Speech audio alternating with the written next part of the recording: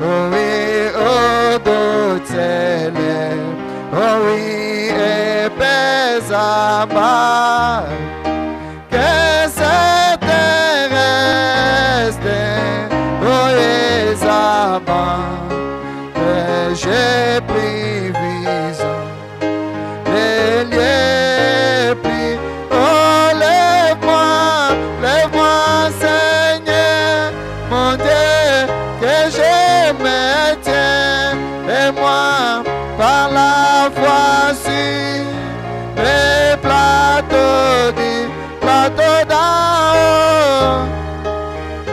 Mais jamais trouvé place-moi, Seigneur, au lieu pli, oh, lève-moi, Seigneur, que je me tiens, et moi, par la foi sur les plateaux d'en haut, la plus haute plaine, et jamais trouvé, oh oui, place-moi, Seigneur, au lieu plus haut, et moi je vais atteindre les sommets, oh oui, évaluer là, oh oui, gloire éclatant, avant de voir le ciel, j'ai pris mon roi, Seigneur, mène-moi au lieu pris, oh, lève-moi, Seigneur, mon Dieu, que je me tiens, et moi par la foi sur les plateaux d'en haut, la plus haute plaine, et jamais trouvé, oh oui, Seigneur, mène-moi au lieu pris, oh, lève-moi,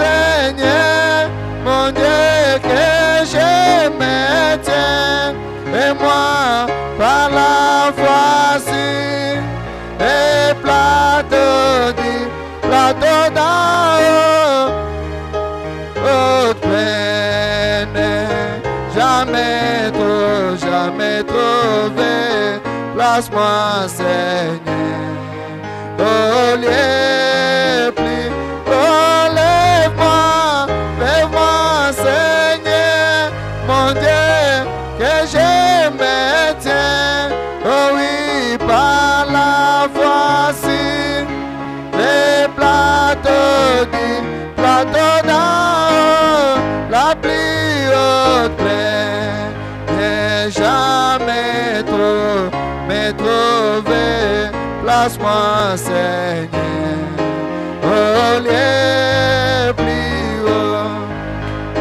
Saint de lumière proclamée, oh oui, Jésus, la lumière du monde. Oh oui, vie écrasée à son nom. Oh oui, Jésus, la lumière du monde. Oh oui, nous marcherons un jour dans la lumière, là où la miséricorde est versée. Alléluia, brillons tous de nous les jours et la nuit, Jésus, la lumière du monde. Chantons, oui, nous marcherons un jour dans la lumière, c'est là où la miséricorde est versée. Oh, alléluia, brille.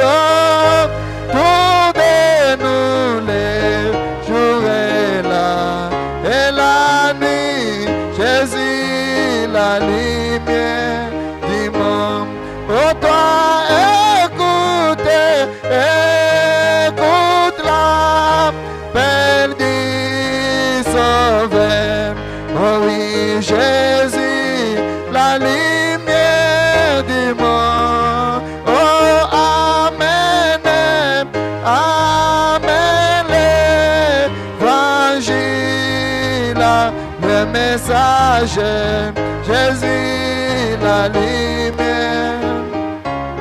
Oh oui, oui, oui, oui, oui, nous marcherons un jour dans la lumière, là où la miséricorde est versée. Alléluia, brille autour de nous, les jours et la nuit, Jésus, la lumière du monde. Oh, toi, pourquoi ne pas aller chercher? Oh oui, Jésus, la lumière du monde. Oh, toi, marche avec la vérité. Oh oui, Jésus, la lumière du monde. Oh oui, oui, oui, oui, oui. Nous marcherons un jour dans la lumière, là où la miséricorde est versée. Alléluia, brille autour de nous les jours et la nuit, Jésus, la lumière du monde. Oh toi, oui, viens, viens, confesse les camps, ton roi. Oh oui, Jésus, la lumière du monde. Oh, les cloches du ciel sonneront. Oh oui, Jésus, la lumière du monde. Oh oui, oui, oui, oui, oui. Nous marcherons un jour dans la lumière, là où la miséricorde est versée. Oh, alléluia, brille autour de nous les jours et la nuit, Jésus, la lumière du monde.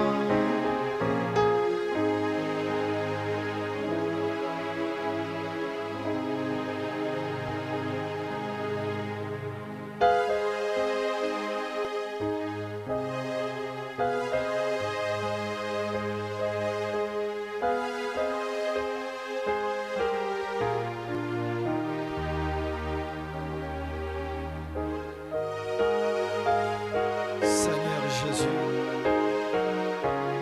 toi la douce colombe du ciel, toi le Dieu puissant des vallées, tu es riche en miséricorde ce soir, toi la grande fontaine d'amour. Te disons merci car tu as accepté que nous puissions nous retrouver dans ta maison. Alors que tes enfants sont en train de gémir, cherchant à trouver l'issue dans ta présence. Viens, ô Dieu Tout-Puissant, adorer ensemble avec nous, Seigneur Jésus. Pour que nous avons laissé nos maisons, nos travaux, nous sommes venus non pas pour voir un homme, mais pour te voir, toi, Jésus-Christ. Et tu es la parole. Bénis, Seigneur Jésus, cette réunion ce soir. Bénis ta parole qui sera lue, soit les croyants, soit aussi les prédicateurs ce soir. Que tous les esprits, Seigneur, qui ne confessent pas Jésus-Christ, au nom du Seigneur Jésus-Christ, nous les boutons dehors, Père. Est-ce que la miséricorde de Dieu se déverse sur nous ce soir, qu'en sortant quelque chose traite avec nos âmes, et que nous puissions, ô Dieu Tout-Puissant, rentrer dans la communion avec toi. Alors que nous te recommandons du début à la fin de cette réunion, nous ne voulons pas que ce soit un rassemblement des hommes ordinaires, mais que toi, le Saint-Esprit, tu viennes traiter avec nous, Seigneur. Nous remettons pour ta gloire. Bénis, ô Dieu, la parole au nom du Seigneur Jésus-Christ. Amen. Amen. Que le Seigneur vous bénisse. Bwana Mungu ambariki. Que Dieu vous bénisse. Amen. Est-ce que vous êtes dans la joie ce soir? Amina. Eti mko ndani ya furaha magharibi. Sans plus tarder, nous nous tenons debout pour lire la parole. Bila kawia tusimame buima kwa ajili ya kusoma neno la Mungu. Nous allons lire en deux endroits. Tasoma mafashi mbili. Nous allons lire à Matthieu 3, 13 à 17. Tasoma Mathayo 3:13. Et pendant que vous serez assis, nous allons lire Genèse chapitre 14, versets 17 à 20. Nous lisons au nom du Seigneur Jésus-Christ. Amen. Alors Jésus vint de Galilée au Jourdain vers Jean pour être baptisé par lui. Mais Jean s'y opposait en disant: c'est moi qui ai besoin d'être baptisé par toi, et tu viens à moi. Jésus lui répondit: laisse faire maintenant, car il est convenable que nous accomplissions ainsi tout ce qui est juste. Et Jean ne lui résista plus. Dès que Jésus y était baptisé, il sortit de l'eau et voici les cieux s'ouvrir. Il vit l'Esprit de Dieu descendre comme une colombe et venir sur lui. Et voici une voix fit entendre des cieux ces paroles: celui-ci est mon fils bien-aimé en qui j'ai mis toute mon affection. Pouvez vous asseoir? Pendant que vous êtes assis, j'ajoute Genèse 14, 17 à 20. Après qu'Abraham fit revenir vainqueur de Kedorlaomer et des rois qui étaient avec lui, le roi de Sodome sortit à sa rencontre dans la vallée de Chavé, qui est la vallée du roi. Melchisédek, roi de Salem, fit apporter du pain et du vin. Il était sacrificateur du Dieu très haut. Il bénit Abraham et dit: béni soit Abraham le Dieu. Béni soit Abraham par le Dieu très haut, maître du ciel et de la terre. Béni soit le Dieu très haut qui a livré tes ennemis entre tes mains. Et Abraham lui donna la dîme de tout. Que Dieu ajoute ses bénédictions à l'été de sa parole. Amina. Est-ce que vous êtes contents ce soir? Amina. Eti mko na furaha magharibi. Remercions encore une fois le pasteur Chim pour la confiance. Et nous vous disons aussi merci d'être là ce soir pour écouter notre petite intervention de ce soir. Je crois, j'ai apprécié beaucoup Life Tabernacle. Parce que c'est une église qui reçoit très bien la parole. Vous savez, la chose qui est plus difficile aujourd'hui, c'est de trouver quelqu'un qui peut croire réellement frère Branham. Quand vous dites frère Branham dit, il dit je crois et il commence à essayer de vivre ce que Branham dit. C'est la chose la plus difficile. Et le dimanche, j'ai vu comment les gens ont reçu la parole en ces lieux. Mais nous allons continuer avec notre sujet intitulé Il est convenable que nous accomplissions toute justice. Je sais que déjà le dimanche, il y a les gens qui ont été touchés et qui sont en train de se mettre en ordre avec Dieu. Mais moi, je ferai comme ces prédicateurs-là qui prêchait la repentance. Frère Branham dit il est revenu l'autre semaine avec la repentance. Il est revenu encore l'autre semaine avec la repentance. Finalement, les diacres lui ont demandé: mais monsieur, toi tu n'as pas une autre prédication? Il a dit: quand je verrai tout le monde se repentir, là je changerai de sujet. Moi aussi je dirais ce soir, quand yote. tout le monde paiera ses dîmes et ses offrandes, Wakati batu bote batalipa machekumi ici na au Life masadaka yabo Tabernacle, hapa ku Life Maskani, je changerai de sujet. pale njo tabadilisha Mais aussi kishina. longtemps qu'on ne m'a pas dit par les administrateurs et les pasteurs que c'est Wakati- arrêté, c'est ok, je vais continuer avec mon sujet. Pastori na wazamini baya niambia sema shimamisha nitendelea mpaka. Est-ce que vous êtes avec moi? Amen. Et nous avons vu le dimanche ici que Jésus, le Fils de Dieu, Na siku ya yenga tuliona kwamba Yesu mwana wa lui Mungu, qui était la plénitude ye corporellement, mwenye alikuwa utele ndani ya mwili, il devait descendre du ciel et commencer à servir son Père. alipasha kushuka mbinguni na kutumikia baba yake. Mais pourquoi il est allé d'abord pour se faire baptiser? Asa juu ya nini alienda kwamba Et bamubatize? Branham dit que c'est une question qui se faisait poser par beaucoup de gens. Nabii anasema ni swali yenye batu mingi balikuwa Et najiuliza, lui-même, frère Branham, se demandait la même chose. na nabii mwenyewe alikuwa anajiuliza kitu moja Pourquoi moja, un homme au trempe de Jésus juu ya nini muntu mukipimo sake ya Yesu pouvait se rendre petit, se rabaisser pour aller se faire aliwezi baptiser? kujishusha na kwenda kwamba bamubatize. Et frère Branham nous a dit Na nabii alituambia, que beaucoup ont dit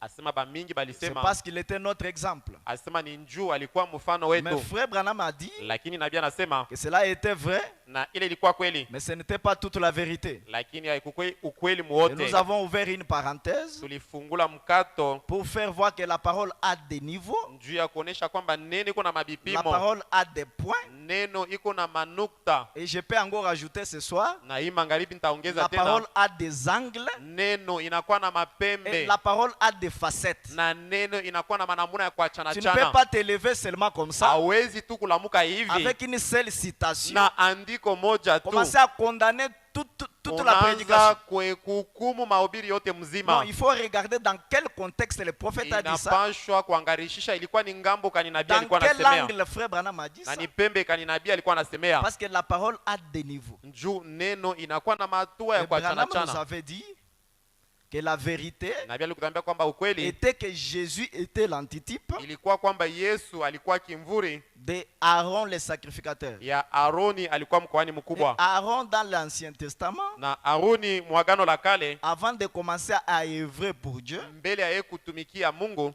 il devrait d'abord être lavé par l'eau alipashwa mbele kusafishwa pour kupitia maji recevoir l'onction. njoo ya kupokea upako. Voilà pourquoi Jésus, le Fils de Dieu, Njoo kwa maana Yesu mwana wa Mungu, bien qu'il était tout Dieu, hata sawa vile alikuwa Mungu mwenye manifesté dans la kueneana, chair mwenye humaine, kuonekana ndani ya mwili, mais il y avait une citation, une écriture qui l'attendait. lakini kulikuwa andiko yenye ilikuwa namwangalia. Voyez-vous la manière de Dieu de faire les choses? Munaona namna kanya Mungu Même kutenda, si tu es l'ongle de Dieu, hata kama uko muyomba yake même ya si tu Mungu, es la tante paternelle de Dieu, hata kama wenjo sangaji yake ya Mungu, même si tu es secrétaire de Dieu, hata kama wenjo unaandikiaka si Mungu tu ne barua, passes pas par la procédure de la kama parole, aupitie kukanuni ya tu neno, ne recevras pas les bénédictions de Dieu, les l'onction de Dieu. hautapokea mabaraka ya Mungu vile Regardez inastahili. la Vierge Marie. Moneni Bikira Maria, C'est elle qui avait porté le Créateur dans son sein. ni yenjo alichukua muumbaji ndani ya tumbo yake. Branham dit, Nabii anasema il a fallu qu'elle monte à la chambre haute ilibidi apande naye kuile chumba ya juu, pour faire l'expérience comme les juu ya autres. kwamba na yeye apokee Roho Mtakatifu Mais saa bote. pourquoi Dieu ne pouvait pas lui faire une passe? Juu ya nini Mungu hakuwezi tu Parce qu'elle s'est anamkatilisha? quand même sacrifiée 9 mois. Juu alijitolea miezi Mais elle 9, devrait accomplir aussi toute la justice. lakini ye naye alipasha Et kutimiza frère Branham yote. nous avait dit Na nabii alituambia que Dieu veille asema Mungu pour que anakesha chaque iota de sa parole soit accompli. juu ya kwamba kila nukta yote ya neno Il itimilike, n'acceptera pas même pour qu'une seule lettre hata ichikia hata kwamba leta hata moja puisse disparaître. ianguke au ipotee. Est-ce que l'église est avec moi? Amen. Et nous avons vu beaucoup de choses là-dessus. Na tuliona vitu mingi pale Et je juu, crois les gens ont été touchés par la parole. lakini naamini kwamba bantu baligusiwa kupitia Et neno. pour ce soir, Na njuu ya hii comme magharibi, je venais de vous dire, sawa vile natukia kumiambia, dans quelques minutes, nous continuons avec notre sujet. mu dakika chache tu tuendelea na Donc, kishina yetu. notre grand thème, c'est nous devons accomplir toute justice. Kishina kuwa tunapasha kutimiza yote yenye kwa ya Et wake. notre sous-thème, c'est Na- le paiement des dîmes et Ile des offrandes. kishina kia chini na kwani kulipa Je sais kwa qu'il y a machekumi na plusieurs sadaka. lois dans la parole de Mimi Dieu. najua kuna kwa masheria mingi Il y ndani a ya neno, plusieurs principes dans la parole de kuna Dieu. kwa makanuni mingi ndani ya neno, Mais nous prenons d'abord une seule loi. lakini tunachukua tu ni sheria Nous moja avançons avec cette loi-là pour que les croyants se mettent en ordre. na tutaenda mbele na ile sheria, njua kwamba batu baingie Après, nous musawa, prendrons d'autres lois. kisha tutasemea pa Est-ce masheria Est-ce que ingine. l'église est avec moi? Amen. Même si nous arrêtons, quand nous aurons l'occasion, nous reviendrons Na hata là-dessus. kama tunashimamisha tutarudiriaka tena mpaka pa ile. Et frère Branham nous a dit le Na pia dimanche, alituambia msiku ya enga quand nous avions voulu savoir, wakati tulipenda est-ce qu'on kujua peut prêcher sur la dîme, oui ou non? tunawezi kuhubiri tu pa chekumi ndio au Nous allons hapana. reprendre notre écriture là, Tutasomulula tena ile pour andiko ceux-là qui yetu n'étaient pas avec nous, juu ya bale benye abakukue pamoja pour nasi, ceux-là qui ne nous avaient pas suivis. bale bote benye abakutufuate. Hébreux chapitre 7, première partie, Inakuwa ni Waebrania sura ya 7 kipande au cha kwanza paragraphe 10. mstari cha 10. Frère Branham dit, Nabii anasema hivi, maintenant, sasa hivi bien aimé, tu dois projeter rapidement les messages. Je vous avais tout donné parce que je veux que les enfants de Dieu lisent au tableau. Maintenant, sasa hivi ce soir, nous commençons donc une petite leçon d'enseignement. hii magharibi tunaanza tena mafundisho kidogo. Je ne pense pas que nous y arriverons. Mishijue kama tutafikia hapo. Ceci est le grand chapitre Asema hii inakuwa ni chapitre sur mkubwa l'enseignement des dîmes à l'église. pa mafundisho ya chekumi Et mukanisa, c'est un grand sujet. na inakuwa ni kishina Et kubwa, nous pourrions rester sur cela des semaines et des na semaines. tunawezi kukisemea majuma na majuma Sur cette seule chose. mpaka pa ile kitu moja moja. Comment Abraham paya les dîmes à Melchisedec? Namuna kani Ibrahimu alilipa chekumi kwa Si Melkisedeki, oui ou non, cela est une chose capitale. ndio au hapana, kama ni kitu cha mafaa. Est-ce que l'église est avec moi? Amen. Est-ce que je peux entendre un amen? Amen. On ne vient pas à l'église en étant triste. Hakuna kuya mkanisa na Quand sikitiko. on vient à l'église, Wakati tunakuwa mkanisa c'est pour adorer le Seigneur. ni njia ya kuabudu Bwana, Et nous devons adorer le Seigneur na tunapasha kuabudu Bwana avec tout ce qui est en nous. na vyote vyenye kuwa ndani mwetu. Excusez-moi. Donc, frère Branham dit ici Nabii anasema hapa, que nous devons faire des semaines, nous pouvons faire des semaines et asema des semaines, tunawezi kufanya majuma na majuma parlant seulement sur cette chose venye ici. kuwa nasemea mpaka pa hiki Si kitu. quelqu'un vous pose la question, Kama mtu anakuuliza chez vous là, qu'est-ce qu'on prêche ces derniers beko temps? nahubiri nini mkanisa yenu hii Vous lui dites, masiku, on prêche sur les dîmes et les offrandes. utasema beko netubiri Mais pa est-ce que ça, machekumi c'est na le sadaka. message? Sasa ile ni ujumbe, Vous dites, oui, c'est le message. ndiyo ni ujumbe, Vous lui donnez cette na citation. munamupa hii andiko. Amen. Amen. Je suis dans le message trois sortes de croyants. Niko mwi mahubiri baminifu Prêché le aina tatu 24 novembre 63 yenye kuhubiri mwile tarehe, au point 122.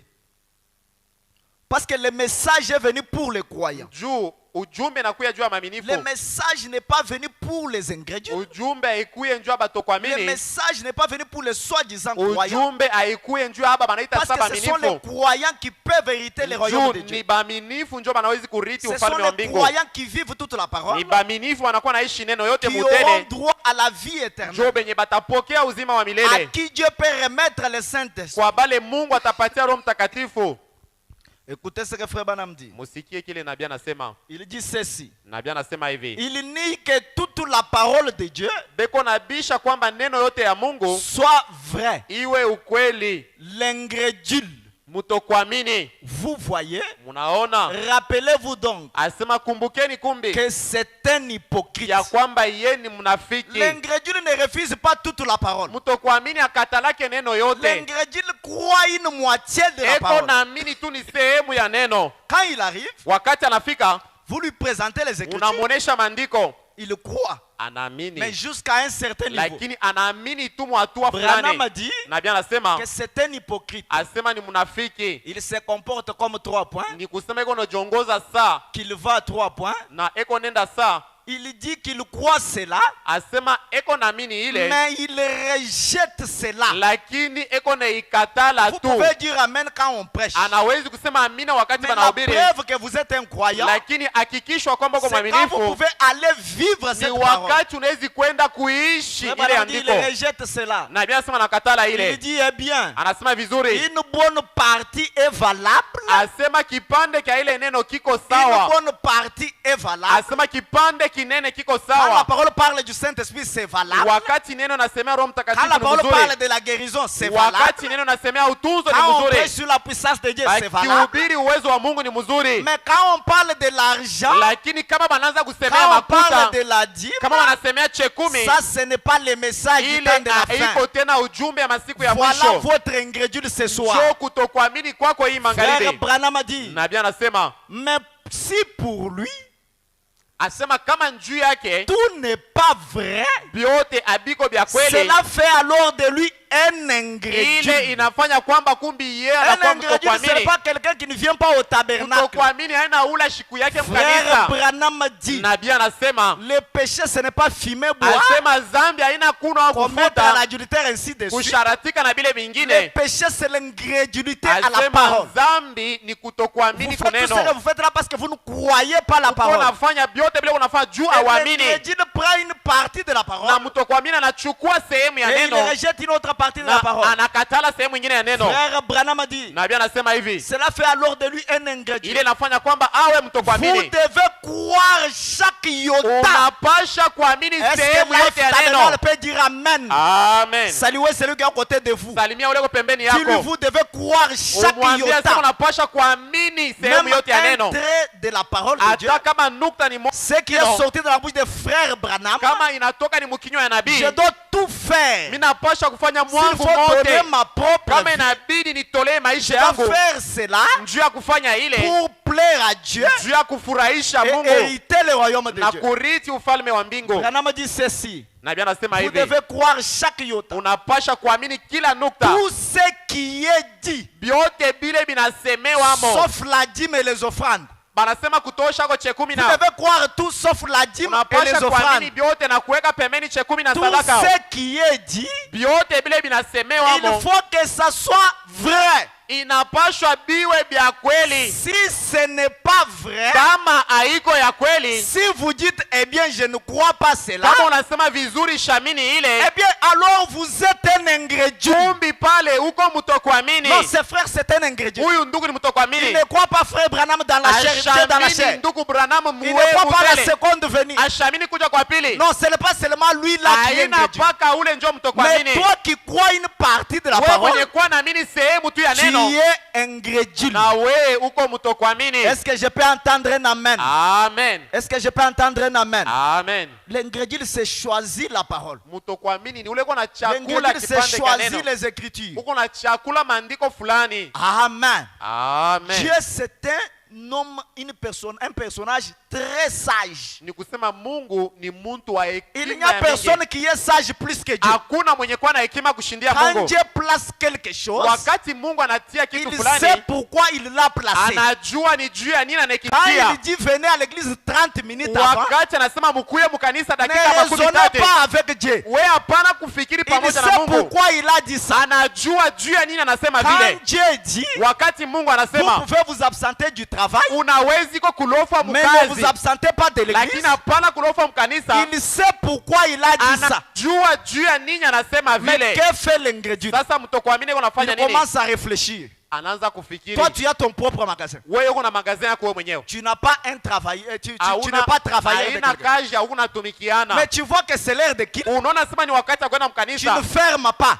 Haupende Tu kufunga. restes à ventre jusqu'au soir. Unabakia kuushisha tina Est-ce que magharibi. disons-nous la vérité? Sasa tuambiane Est-ce ukweli. qu'une telle personne, c'est un croyant du Sasa message? mtu wa vile ni mwaminifu jumbe hao. Chaque semaine, lui ne vient pas. Yeye kila juma siku Il yake vient seulement les dimanches. anakuyaga mpaka siku Mais ya il enga. sait que frère Branham dit, Lakini unajua nabii anasema l'heure de culte, l'ange vous attend à l'église. kama wakati ya kanisa inaenea Mais malaika na c'est son kuchunga, propre business. lakini ni kazi yako wewe Il ne mwenyewe. ferme pas. Ashipende Mais kufunga. après, il viendra discuter les Kisha situations avec les gens. atakuya kukutana maandiko na Pour dire que watu. moi, j'écris le message depuis 92. Asema mimi aminiaka Ce n'est pas mnaona question des années, mes frères. haina mambo ya miaka wa ndugu. L'heure est venue Wakati où nakuya nous devons croire chaque iota de kwenye la parole. tunapasha kuamini Est-ce que je nukta yote peux ya entendre neno. un amen? Amen. Regardez comment les chaises sont vides. Moneni vile Est-ce bichi que biko tous ces wazi. gens ici sont à la Jécamine? Nikusema aba bantu bote Est-ce que tous ces gens banabakisha ici sont coincés? Aba bantu bote banashinda Vous kuya. exprimez, vous dites à Dieu ce que vous pensez de lui. Muko naambia Mungu kile muko Quand vous ne venez mnamwazia. pas à l'église pendant la semaine, Kama ukiwa mkanisa mjuma, vous dites à Dieu, muko naambia toi tu Mungu es un Dieu de dimanche. wewe kazi yako ni Le siku ya mercredi et enga. le vendredi, j'ai beaucoup de choses à Kazi faire. tatu na makazi tano niko na vya kufanya vya Et ne mingi. vous attendez pas à une Na rémunération. hapana kuchunga malipo kwa Est-ce que ile. l'église est avec moi? Amen. Quand Dieu dit payer les dîmes et les offrandes, Wakati Mungu anasema lipa chekumi na il sait sadaka, pourquoi il a dit ça. anajua juu ya nini Ne anasema commencez pas à vile. raisonner là-dessus. Hapana kwanza kufikiri pale juu. Je suis dans le message. Niko ndani ya ujumbe. Hébreux chapitre 7, première partie. Waibrania 7 sura ya kwanza. Prêché le 15 septembre 57. Yenye kuhubiri mwile tarehe. Je suis au point 123.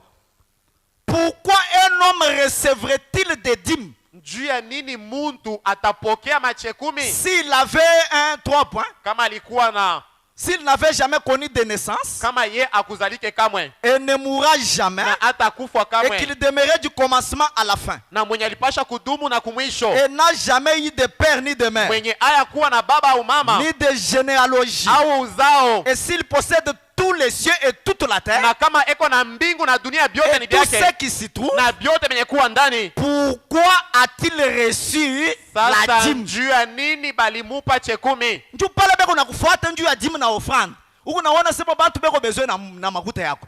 Mais Mungu ye moyo yeko na biote. L'or et l'argent l'appartient. Mbingu na dunia byote ni byake. Frère Branham pose la question. Na bieko nauliza Mais hapa, pourquoi il a demandé la dîme à sasa Abraham? juu ya nini alilomba Ibrahimu che 10? Bien aimé, projetez la citation s'il vous plaît. Pourquoi il a demandé la dîme à Juu Abraham? ya nini alilomba che 10? Frère Branham a dit, Na bien nasema pourquoi a-t-il reçu la dîme? juu ya nini alipokea che 10? Pourquoi demanderait-il à Abraham de payer des dîmes? Juu ya nini alilomba Ibrahimu alipe che 10? Écoutez maintenant, frère Branham. Usikie sasa, Vous voyez asema munaona combien c'est une chose stricte. asema juu ya nini ni kintu kile Mungu anaangalia na richo nguvu. Non, je ne viens pas à l'église pendant la Nitakuwa semaine kanisa mjuma parce qu'on prêche l'argent. juu ahubiri mambo Tu ya makuta. es ingrédient, frère. Tokuamini ndugu, Et nous prions pour toi na pour que kuombea Dieu te donne le Saint-Esprit. juu ya kwamba Mungu akupe roho.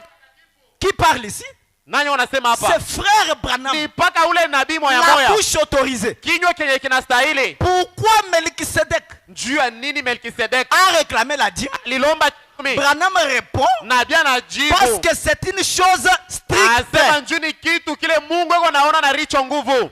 Et le mot strict signifie quoi? Na ile musemo ya richo nguvu ni kusema Ça nini? signifie sévère. Ni kusema eko naangalia Le naangarishisha. mot strict signifie quoi? Ile musemo inamaanisha Ça nini? signifie Ni rigueur. kusema eko naangalia na richo Qui ne nguvu. se négocie pas. Ni kusema haina mambo ya kusikilizana. Est-ce que je peux entendre un amen? Amen. Un amen d'un véritable croyant du message. Amen. Applaudissez pour la gloire du Seigneur. C'est une chose stricte. Ni kitu kia richo On ne nguvu. discute pas. Haina mambo ya De la même kusikilizana. façon que tu crois quand frère Branham dit soyez guéris. Paka vile unaamini vile nabii akisema Voici les signes ufonyeshwe. qui accompagneront ceux qui auront cru. Muoneni maalama italashindikiza venye Je vous banaamini. ai dit le dimanche Nilimiambia siku que ya enga chaque écriture est inspirée. kila andiko inaongozewa. Est-ce que je peux entendre un amen? Amen. Amen. Amen. Branham a dit Nabii anasema c'est une chose stricte asema ni kitu kia richo nguvu que de payer la dîme. ya kulipa che 10. C'est une chose juste.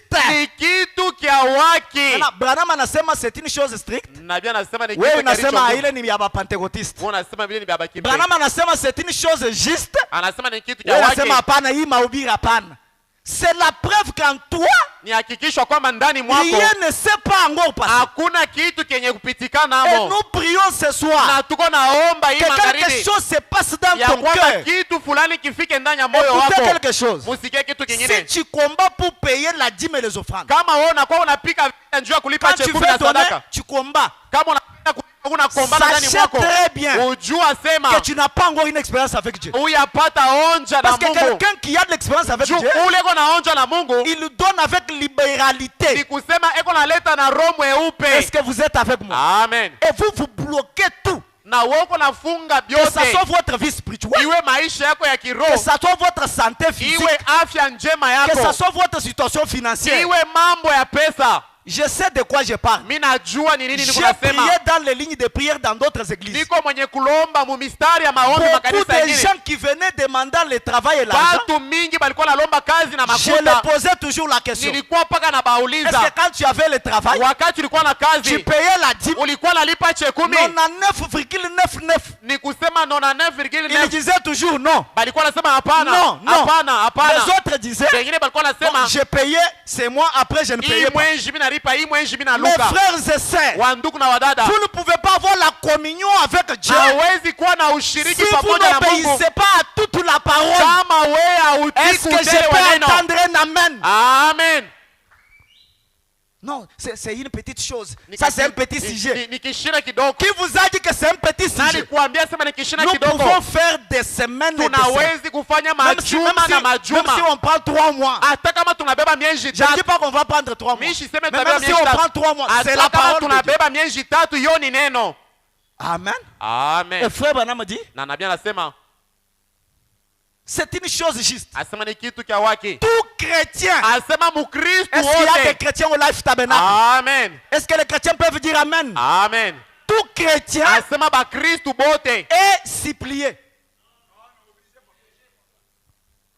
Toi, tu connais que c'est la date de payer la dîme. Frère, le pasteur t'appelle. Oh, bien aimé.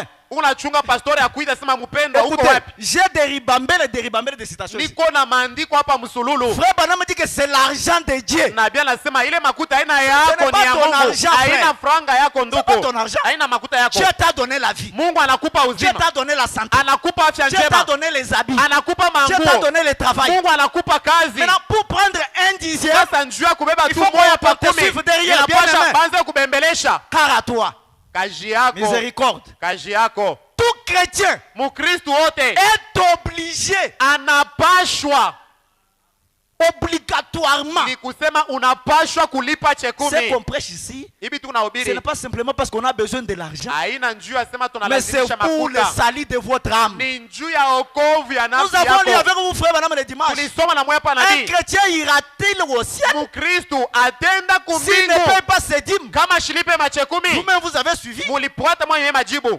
Est-ce que vous êtes avec moi? Amen. Tout chrétien Mukristo wote est obligé anapashwa de payer la dîme. kulipa chekumi. C'est vrai. Ni kweli. Écoutez, Branham, Usikie nabii cela n'a jamais été changé. asema hii Est-ce que mambo je ya peux entendre un amen? chekumi abaya ibadilisha Mais il y a des kamwe. gens qui ont déjà changé. Kuko bantu abasha Même ceux badilika. qui nous suivent en ligne, beaucoup de frères, Nata bale bene tufuata basha trop de kubadilika. connaissances de la tête sans expérience. Penye kuyala tele na Moi, ufahamu j'ai lakini écrit le kwa message en shiponjo. 92. Moi, j'ai écrit en 80. Niliumini nyamini mu 82. Ils ont changé les lois de Dieu. Penye Ils ont changé kubadilisha la parole de Dieu. masheria na neno ya Mungu. Frère Branham dit, Nabii anasema les gens qui seront surpris asema bantu bale lors batashutuka de l'enlèvement, wakati ya ce ne munyakuo. sont pas des ivrognes. Aina balevi. Ce ne sont pas des musiciens Aina mondains. bale Mais ce sont les gens qui prétendaient croire les messages. Bale balikuwa na wazia sema banamini Mais qui ujumbe. brisaient les paroles. Penye des kwa citations. navunja ile maneno ya Mungu. Amen. Amen. Non, moi je suis un grand homme, frère. Mie niko muntu munene banduku Moi j'ai mnajua. écrit depuis 76. Wakati mili amini balikuwa Quand le bayamizala. message est entré au tabernacle, Ile de saa Mouchouaï, ujumbe linja mu Branham vous tabernacle. voyez, les pasteurs ici sont des jeunes gens que moi je prenne ma dîme pasteur aba niko pour na aller leur donner. mie ni bebe tu chekumi yangu ni Moi je wapatie suis aba un pasteur grand homme bakalo. dans ces Mie messages. niko muntu mkubwa mwi Je ne ujumbe. peux pas faire ça. Siwezi kufanya Disons vile. Branham. Tusome nabii. Melchisedec, le grand prince et roi, prêché le 9 janvier 55 Yenye au kuhubiri. point 164. Yenye kuhubiri mwile tarehe. Branham dit, Nabii anasema là, asema pale c'est Melchisedec qui a rencontré Abraham Melkisedek alikutana na Ibrahimu et Abraham lui payait la dîme. na Ibrahimu akamulipa chekumi. Branham, un croyant, il crie d'abord, il dit Amen. Nabii anasema amina. Il crie sur la dîme, frère. Anaamini Toi, mbele tu kwenye es là, kuchekumi. tu dis, tu as le Saint-Esprit. Ouais, Quand ouais. on prêche pour la dîme, je ne peux pas me tenir debout et dire Amen parce que c'est l'argent. Njuri mambo ya Miséricorde. mafuta hawezi kushimama Mungu na Miséricorde. kusema amina. Parce que dans le cœur des croyants, quelque chose bouge. Ndani ya moyo wa waaminifu Mungu kitu Quand kinatenda. on paye la dîme là, Wakati malipa on chekumi paye en pleurant. unalipa On mkulia. paye avec des sentiments chrétiens. Uko nalipa na mania ya Je vous Bukristo. comprends seulement ce soir. Mimi namielewa tu hii Je prie que magharibi. Dieu vous donne une expérience. Niko naomba Mungu amipe onjo. Abraham lui paya la dîme. Ibrahimu alimulipa chekumi. Branham crie Amen. Nabii anasema amina. Écoutez maintenant. Musikie sasa. Abraham, Ibrahimu le plus grand homme sur la terre. ule muntu munene Est-ce que kwa je peux dunia. entendre un Amen? Amen. Maintenant, entre toi et Abraham, qui est Sasa plus grand? we na Ibrahimu muntu munene ni nani? Moi, j'ai écrit le message depuis le frère. Vous Voyez, voyez? miliamini zamani Bon, balikuwa si je lui bayamizala. donne ma dîme, il va connaître mon capital. Ni Il kusema va kama mimi connaître mes namupa tu affaires. chekumi yangu atayua sema niko na makuta bwinyi ngapi. Que Dieu vous aide. Mungu akusaidie. Abraham, le plus grand homme Ibrahimu alikuwa muntu munene sur la terre, pa dunia ile a wakati, payé la dîme à Melchisedec, akamulipa Melkisedeki chekumi, le roi de paix, le roi de ule Salem, mfalme wa Salem le na wa roi de amani, justice. ule mfalme wa wake. On a terminé la citation, on n'a pas coupé. Tunamaliza andiko Moi, je ne crois pas à hatuikate. l'histoire de coupure là. Mie On shikatake lit tout, maandiko. on lit toute la parole. Tunasoma andiko yote. Non, frère, il était en train de couper. Non. Asema alikuwa unasoma mpaka Abraham, vitu le vipande plus grand vipande. homme de la terre, Asema Ibrahimu alikuwa ni muntu munene wa pa dunia, a payé la dîme. alilipa chekumi. Amen. Amen. Non, vous voyez, Munaona comme j'ai reçu quand même l'argent, sababu mimi napokea makuta, au lieu de donner au pasteur $5,000, pali pa kupatia pastori tu 5 bili au lieu yote de hii, lui donner $100 de dîme, pali pa kumpa $100 ya chekumi, kama anaona paka mfuko wa bunga akione tu bunga bunaingia kwake, atasabu. atasababu mambo ya chekumi. Donc tu remplaces la dîme avec des Kusema cadeaux, wewe des unabeba dons. mazawadi, Donc si le unarudia pasteur voit pa seulement chekumi. les chaussures, Kama tu pastori anaona il va vilato, m'aimer et yeye oublie. atanipenda na Le pasteur atasabu. va aimer. Pastori yeye Mais la atapenda. dîme, ce n'est même pas pour le pasteur. Lakini chekumi aina ya pastori C'est pour Dieu. ni makuta ya benye ya Le Mungu. pasteur est le représentant de Dieu. Pastori yeko anashimamia ni Tu Mungu. peux tromper le pasteur. Utadanganya Tu pastori, peux tromper les unawezi administrateurs. kudanganya Mais tu wazamini, ne peux pas tromper ton cœur et Dieu. lakini njuu ya moyo wako na Mungu hawezi Les kubalanda. esprits séducteurs. Muhimu ubiri. Le 24 juillet 55. Est-ce qu'il y a les croyants de Branham ici? Les Amen. croyants de Branham peuvent applaudir pour la gloire du Seigneur. Amen. Au paragraphe 72. Remarquez, Moneni, au lieu de ceci, pali pa hii, ils ont essayé d'adopter une poignée de main pour remplacer l'expérience de jadis. bo bakabanza tu kulamukiana kumikono njoo Qu'on kurudisha avait pale ya autrefois. zamani, ile ya zamani. Aujourd'hui, Leo l'église s'est modernisée. kanisa inakuwa ya kizungu, Il s'avance et beko donne la main nakaribia d'association. na beko nalamukiana tu kumukono, Et c'est à peu près comme ça qu'ils font. na beko nasema njoo vile napasha Mais kufanya, ça ne remplacera jamais les bandes de pénitents lakini ile haitarudilia ile ubao ya kutubu d'autrefois, ile ya zamani où les pécheurs criaient à Dieu kwenye batenda zambi walikuwa et se nalalamika mettaient en règle avec lui. C'est na exact. balikuwa najitia muusawa. Ni Je veux kweli, que les gens crient à Dieu ce mimi soir napenda bantu et balalamike se kwa mettent encore en Mungu règle na avec lui. bajitie muusawa Continuons pamoja la na citation, Mungu. bien-aimés. Aujourd'hui, Leo ils essayent de remplacer la dîme, banaanza kupima kurudiria pa chekumi ya Mungu. la dîme de Dieu. Chekumi ya Mungu La dîme de qui? ni chekumi ya nani? La dîme de Dieu. Chekumi ya benyewe ya Ils Mungu. essaient d'adopter quelque chose. Beko napima kubeba kwa kitu Je peux kingine. acheter le foufou. Mimi nawezi kuuza Je peux acheter kubunga, les pantalons pour les mimi nawezi pasteurs. kumujaka pastori bilatu. Honte à toi ce soir. Haya kwako hii magharibi. Ils essaient d'adopter quelque chose. Beko napima kubeba kwa kitu Ils fulani. essaient de faire quelque chose de différent. Beko napima kufanya kitu kya kuachana na Ils vont chekumi. là-bas faire des parties de loto Beko nenda kule banaenda kucheza pemi dans les églises, mu makanisa. faire des loteries. Benda kufanya pemi. Les loteries ne remplaceront jamais la dîme Ile de Dieu. mapemi Est-ce que haitarudilia je peux chekumi entendre ya un Mungu. amen? Amen. Non, vous voyez? Mnajua Pasteur wetu yeye atumikake, bapasteur bengine wanatumikaka, anaweza tu tunamtafutia kakaji anza kufanya olie atuuji na mambo ya dîme. Frère, même si le pasteur est multimillionnaire, nataka kama pastori ni millionnaire. ce n'est pas pour simplement aider le pasteur qu'on paye la dîme. Haina njoo kusaidia pastori tunalipa C'est chekumi. une citation, on doit la vivre. Ni andiko yenye tunapaswa kuishi. Amen. Amen. Amen. Amen.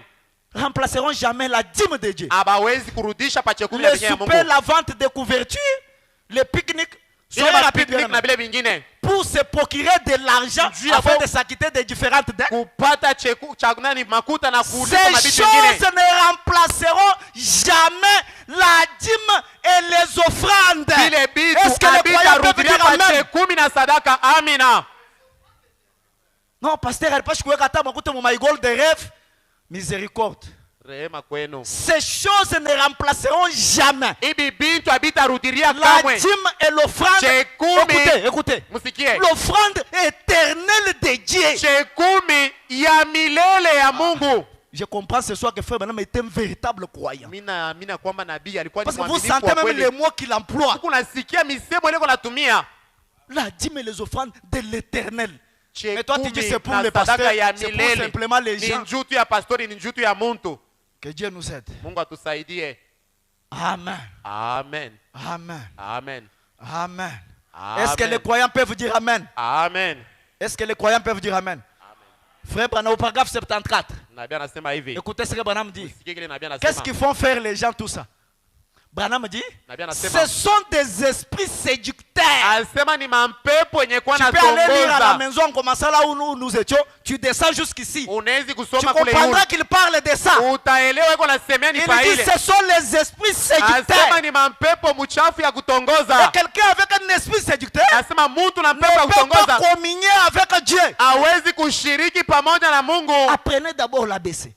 We funda mbele maneno ya Les chini. esprits séducteurs qui descendent, Il est qui mampepo essayent de mchafu. substituer quelque chose à la parole de Dieu. Yenye kwako napima kurudisha kitu kingine pa neno ya Dieu n'a Mungu. aucun substitut. Mungu À ana sa na parole. kitu ya kumrudishia. Elle est éternelle. Yo ni ya milele Pour toujours. kwa milele. Est-ce que les croyants peuvent dire Amen? Amen. Est-ce que les croyants peuvent dire Amen? Amen. Non, mais frère Del, Asema ndugu il Deli. dit ça. Pale uko nasema vile. Mais quand même, c'est un homme qui prend. C'est un homme qui prend. C'est un homme qui prend. Asema ni muntu njo anakuwa na bebaka chekumi. Question-réponse du 23 août 64. Je cours derrière le temps. Mwima ubiri ni unafukuzia Au wakati. point 179. Une question a été posée à Frère Branham. Ulizo mwa baliuliza nabii. Une personne devrait-elle payer ses dîmes à un individu? Asema muntu anawezi tu kubeba chekumi anakuya anapatia muntu mpaka sa pastori hivi hao. Vous voyez d'abord les questions que les gens posaient. Shikia mbele Les namuna mêmes mtu unauliza. esprits-là demeurent dans les croyants, Ile dans les gens aujourd'hui. mapepo mchafu iko ndani ya batu tina leo. Muntu anawina. Miséricorde.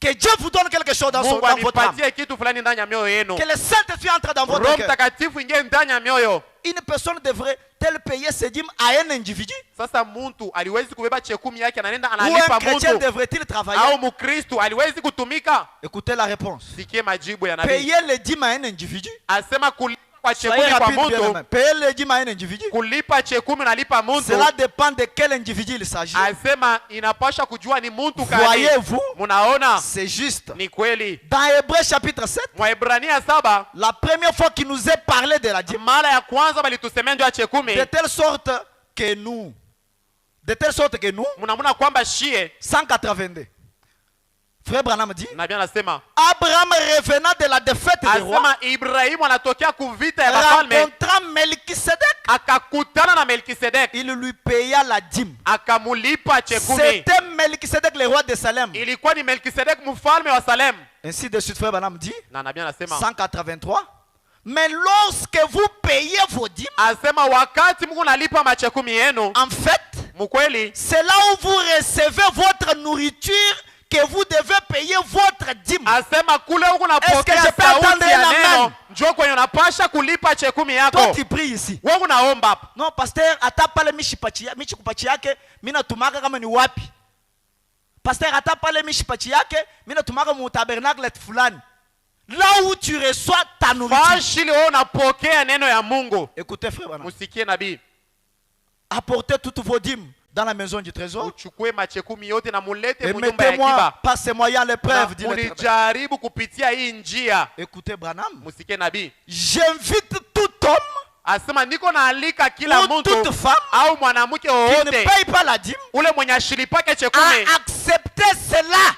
aichike ile. Acceptez cela. Echike ile. Est-ce que je peux entendre un amen? Amen. Vous qui ne croyez pas en ça, We bale ya mwamini hii. Frère Branham vous invite ce soir Nabii anemialika hii magharibi à accepter cela. ya kwamba muichike ile. Écoutez maintenant au point 185. Musikie sasa. Oui, monsieur. Ndiyo wanduku. Moi, Branham, je crois au paiement des dîmes. Mie nabii, mi naamini kulipa kwa C'est chekumi. une des bénédictions de Dieu prouvée. Asema ni mumoja wa Est-ce que mabaraka je ya peux Mungu entendre yenye un amen? kuhakikishwa. Amen. Une bénédiction prouvée. Ni kusema ni baraka yenye kuhakikisha peupe. Ici, Hapa Frère Branham n'a pas défini nabii qu'il ashikuoneshe. s'agit seulement d'une bénédiction financière. Asema ni baraka tu ya pesa. Même votre guérison Asema ta peut uponyaji être dans wako cette bénédiction-là. inawezi kuwa ndani ya ile Votre baraka. vie éternelle Maisha yako ya peut être milele dans cette bénédiction-là. inawezi kuwa mwile mabaraka. Tout ce dont vous avez besoin Yote ile wewe unahitaji peut être dans cette bénédiction. inawezi kuwa ndani. Amen. Amen. C'est une des bénédictions prouvées. Ni mmoja wa mabaraka yenye Frère kuhakikishwa. Branham dit, Nabii anasema, vous dites, munasema cela concernait l'Ancien Testament. ile ilikuwa ni mambo ya mwagano la Il kale. dit, cela concerne aussi le Nouveau Testament. asema hata mwagano mupya ile mambo iko. Il dit oui, monsieur. Asema ndiyo Bwana. Amen. Amen. Amen. Amen. Payez la dîme Lipa chekumi dans votre maison, là où vous recevez votre nourriture. munyumba mwenye unakuwa napokea chakula ya kiroho. C'est le Nouveau Testament. Ni agano mupya ile. C'est une bénédiction prouvée par Dieu. Asema ni baraka ile Mungu anahakikisha peupe. Amen. Amen. Amen. Amen. Est-ce que l'église peut dire Amen? Amen. Que Dieu vous bénisse richement. Jésus lui-même, Yesu ye mwenyewe il était un homme des Écritures. alikuwa muntu wa maandiko. Jésus observait chaque parole qui parlait de lui. Yesu alikuwa anaangarishisha kila neno yenye Avant de faire un pas, mbele ya yeye kufanya hatua Jésus, moja. ses yeux étaient sur la Ni parole. kusema macho yake ilikuwa anaangalia pa Est-ce maandiko. que ce que j'ai fait ici, Sasa hii niko nafanya c'est scripturel? njoo vile maandiko Est-ce que yanasema, ce que j'ai fait ici, au hiki mimi napenda c'est ce que kufanya le Père veut? njoo vile Baba C'est anapenda. ça le type d'un véritable croyant. Njoo aina ya Mkristo wa kweli, Un croyant qui n'observe pas la parole, mwaminifu ule ashangarishishake il neno. est en route vers l'enfer. Ni kusema kwa munjiko nenda kugeena. Nous sommes frères de Jésus. Tuko banduku yake ya Yesu, Nous sommes des Béoula. tuko babeula. Béoula qui contemplent la terre sainte. Beule ko naangalia bulongo Là, nous tous takatifu. nous disons Amen. Kwenye shibo te Mais tunasema pour amina. être frère de Jésus, Lakini njia ya kuya ndugu yake ya ce n'est pas Yesu facile. haiko mwepesi. Comme nous avons l'habitude de chanter, Vile tunaimbaka Jésus divin modèle. Yesu Être mfano comme Jésus. kuya sa Yesu. Mais pour être comme Jésus, Njia kuwa sa Yesu, Jésus n'était pas un homme ordinaire. Yesu ashikwe sa bantu Jésus bote était hapa. un homme de la parole. Yesu alikuwa mtu wa En neno commençant par son âme kwa njia ndani ya Son nafsi yake, esprit roho et yake son corps. na mwili yake. Jésus était toute la parole. Yesu alikuwa neno yote Même kweneana. ses orteils. Na hata bilole vile vya était la kumikulu parole. ilikuwa ni neno. Est-ce que je peux entendre un Amen? Amen. Hébreux chapitre 2, troisième partie. Waibrania sura ya pili kipande cha Au tatu. paragraphe 257. Eh bien, Mizuri. une fois, Mara moja il avait besoin de l'argent. alilazimisha makuta. Frère, maintenant parle de Jésus. Nabii unasemea Une Yesu. fois, Jésus avait besoin de l'argent. Siku moja Yesu alilazimisha makuta Et il dit, na akasema Pierre, Petelo, il y a un poisson qui a avalé une pièce. asema kuko samaki mwa alimeza Juste kingolongolo. ce qu'il nous faut. Asema ile yenye tuko natafuta. Pierre, Pierre, va, wende jette ton hameçon. tupa ndobani yako. Je le conduirai là-bas. Mie nitaongoza ule samaki kule. Retire cette pièce Na d'argent we utoshe ile makuta ko ndani de mwake. sa bouche. Mukinywa yake. Car Juu il ne peut pas l'utiliser lui-même. ye ashira tumikisha ile makuta. Pierre va Petelo wende lui payer notre dîme. na umulipe Est-ce que je peux chekumi entendre un yetu. amen? Amen. Est-ce que je peux entendre encore un amen? Amen. Pierre, Petelo, prends la maison. beba ndobani. Va dans les eaux. Wende mumai. Jette. Tupa. Tire un poisson. Lopola ule samaki. Va. Na wende. Enlève la pièce d'argent. Tosha ile makuta ko Tu vas muntamaki. payer notre Na dîme. utenda kulipa Est-ce chekumi que le croyant yetu. peut dire amen? Amen. Qui paye la dîme ici? Ule unalipa chekumi ni nani? Je veux que l'église me réponde. Qui paye la dîme? Ule unalipa chekumi ni nani? Frère Branham a dit, Nabii anasema nous allons là-bas, là où, dans un monde où c'est un monde de Jésus seul. tukunenda mudunia mwenye Yesu ye Le mwenyewe. Sœur Jésus, Na ule Yesu ye le mwenyewe. frère Jésus. Banduka yake ya Yesu. Tout le monde qui sera là, Bantu bote batakuwa on kule. franchit chaque pas de Bote Jésus. balitembea pale Yesu Maintenant, alitembelea. toi, tu as enjambé la dîme. Sasa we chekumi Tu uliluka. vas te retrouver dans ce monde-là. Utajikuta mwile dunia. Est-ce que tu vas te retrouver dans ce monde-là? Utajikuta mwile dunia. Quand on vient pour prêcher, Pale tu unakuwa njoo kuhubiri. on ne sait pas improviser pour prêcher. Atukujibebe tu Il y tunajiweka a kwa kwanza quelqu'un qui kuhubiri. nous inspire. Kuko ule ule Est-ce tongoza. que je peux entendre un amen? Amen. Jésus lui-même, Yesu ye mwenyewe. le grand Melchisedec, Ye ule Melkisedeki le mkubwa. Messie ouin pour toute Ule l'éternité. ule mupakaliwa wa Celui qui avait milele. un corps messianique. Ye njoo alikuwa na mwili masia. Frère, nous jouons avec Dieu. Tuko nacheza na Nous Mungu. jouons Tuko avec Dieu. nacheza na Mungu wa ndugu. Jésus lui-même, Yesu ye mwenyewe. le propriétaire du ciel et la terre. Ye mwenye mbingu na dunia. Celui qui avait le pouvoir de dire et Ule moi alikuwa na mamlaka kusema pour msemo que tout le monde se renverse. juu ya kwamba bantu bote Mais banguke. il dit à Pierre, Lakini anaambia Petelo, Pierre, Petelo, va dans les eaux, uende mumai. pêche un poisson, Pierre. Lopo lako samaki. Moi, je suis un homme des Mie Écritures. niko muntu wa maandiko. Moi, je ne peux pas faire quelque Mimi chose siwezi kufanya sans kitu regarder mes pasipo prédécesseurs. kuangalia kile andiko Moi, nasema. Mie Ce qui fait de moi Dieu, kile kinafanya kwamba c'est niko parce que Mungu j'ai vu toute la ni parole. juu niko naishi neno Pierre, yote. Petelo, va, wende pêche les poissons. lopola samaki, Ouvrez dans la bouche. fungula mkinywa Prenez yake, une pièce d'argent. beba kingolongolo. Pierre, Petelo, va payer notre dîme. wende ukalipe chekumi yetu. Quel genre d'humilité? Sasa ni kujishusha kwa namna kani kule. Quel genre d'humilité? Alikuwa na unyenyekevu kani. Mais toi, Sasa we, non. Quand tu donnes la dîme au pasteur, pale uko napatia pastori chekumi, tu comptes. uko na balula. Je lui ai déjà donné, ça fait déjà 1000. Tangia mwaka ilianza misha Maintenant, kumupa mara si tatu. peut-être tes affaires, Kama makazi basket, yako aiendeke, avec peut-être les affaires louches que saa tu fais, zingine ile bitu vya ovyo tu unafanya, rentres bonnement chez le pasteur. unarudia kwa pastori. Et pasteur, Pastori, est-ce que je peux avoir même 600? sasa shunikabure Que je commence à travailler. nianze ko kazi. Quand tu parles là, tu calcules Wale ta dîme. wanasema kuna kalkulele chekumi cha Donc, c'est comme kumupaka. une banque. Ikusani banki yako. Et tu pars, tu prends. Ulienda kuwekesha unaanza kwa Je kubeba. me souviens une fois, Mimi nakumbuka mara quand moja nous étions au pale tabernacle, tulikuwa kule kibambashi. chaque dimanche, Kila siku ya enga. je voulais toujours aller chez le pasteur Nilianza kupenda pa kwenda kwa pastori. pour aller lui poser des questions, Juu ya kwenda pour kumuuliza. aller communier avec lui sur Juu la ya parole. kushiriki pamoja naye paneno. Maintenant, maman Marthe préparait. Sasa mama Martha alikuwa Et anapika. comme j'étais célibataire, Na sababu mimi nilikuwa on mbalaka. mangeait. Tunaanza kuria. Mais je ne partais pas seulement pour manger. Mishi kwanza kwenda njuu ya Je kuria tu. partais chaque dimanche parce que j'aimais que le pasteur me Nilikuwa réponde aux niende questions. njuu ya kusema pastori anijibu kwa Un maulizo frère m'a yangu. appelé. Ndugu mwana Dit niita. frère d'elle, Asema ndugu deli. vous, je ne vous comprends pas. Wewe mishi kushiki. Vous payez la dîme,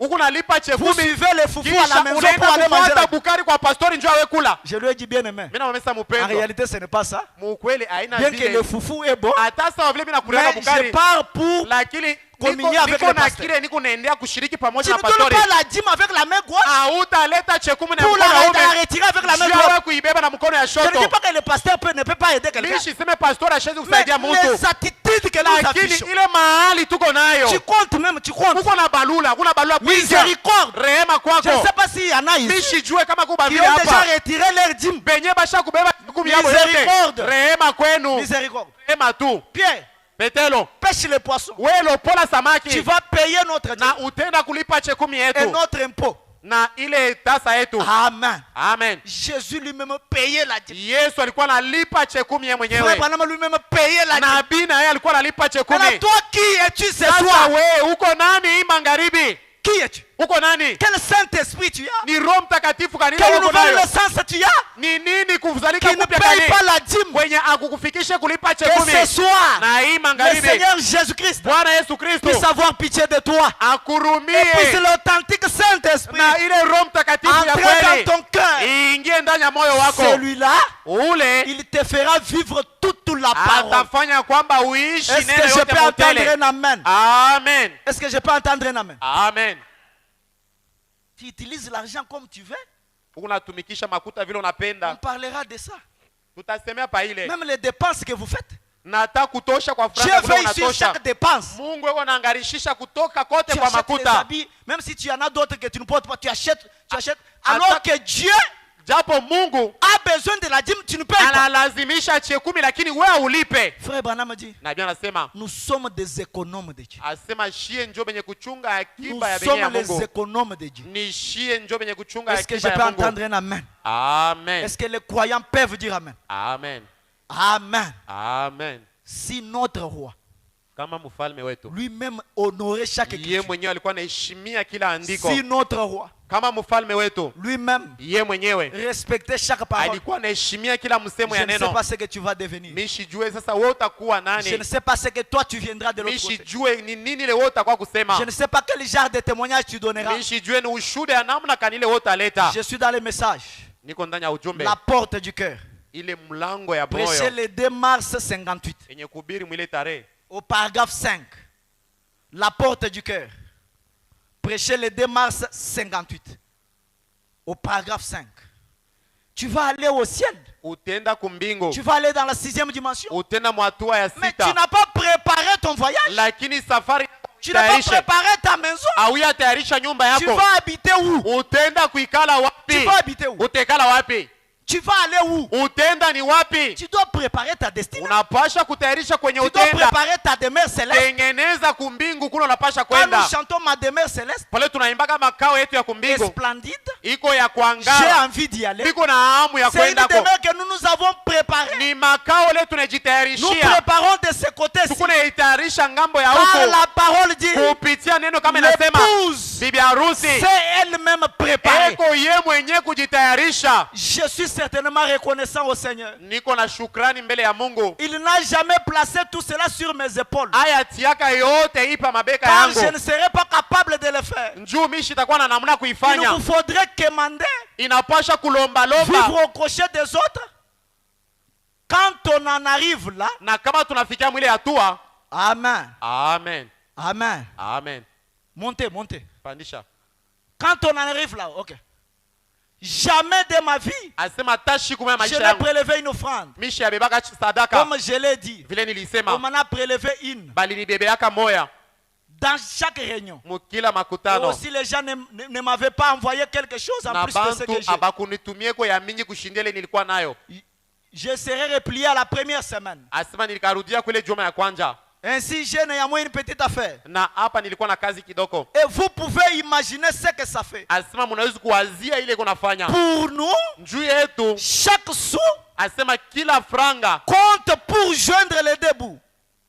Mais nous sommes heureux de le faire pour le Seigneur. lakini tuko na furaha ya kuifanya vile juu ya Bwana. Écoutez ce qui suit. Musikile nafuata. Je suis content de cette offrande que vous m'avez donnée ce soir. Asema niko na furaha kwa hii sadaka mnanipa hii magharibi. Je suis content de cette offrande que vous m'avez donnée ce soir. Niko na furaha kwa hii sadaka mnanipa hii magharibi. Je prie Niko naomba que Dieu vous bénisse ya kwamba infiniment. Mungu azidi kumibariki. Au-delà de toute mesure. Amibariki Est-ce que kupitia l'Église peut kipimo dire chote. amen? Amen.